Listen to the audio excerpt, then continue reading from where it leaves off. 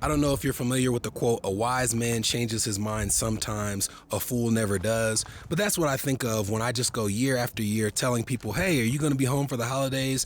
Do your parents have a will? Do you know if they have long-term care insurance? If they don't, you need to talk to them while you're home for the holidays. And the number of times that hasn't worked out, it just puts me in a position where I don't want to be that foolish person who never changes his mind. So this holiday season, I've been doing some thinking about why the holidays doesn't end up being the best time to talk to family about money, when conceptually it should be the perfect time. Everybody who should be involved in the conversation is in the same room.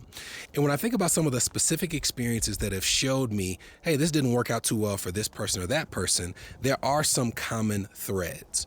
One of those common threads, when you're talking about the generation who you're asking about their planning or lack thereof, is guilt and shame. If you are listening to this podcast and you are under the age of 50 years old, you probably are a person who, hopefully rightfully so, believes that your best financial years are ahead of you, that you have all the time in the world to do all this planning, to leave generational wealth to your loved ones, to make sure that you've dotted all the I's and crossed all the T's.